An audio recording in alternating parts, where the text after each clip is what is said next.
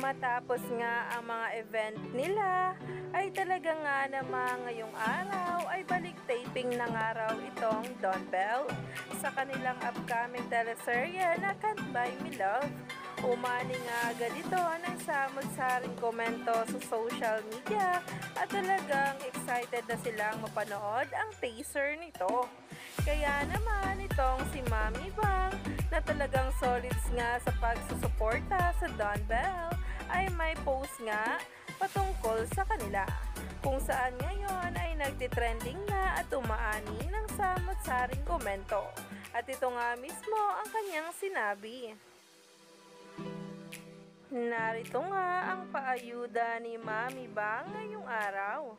Ayon sa kanyang Twitter post, "Kamusta naman kayo? Aga kong nagising this morning. Nag-coffee na din ako. Diretso naman yung taping nung dalawa. Lapit na natin sila makita ulit. When kaya yung teaser? For sure, super ganda nun. Anyway, nangangamusta lang ako sa inyo.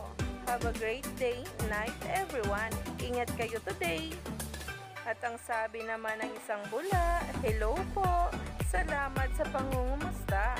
We're happy na ang daming blessings ng Don Bell. Ingat ka po always."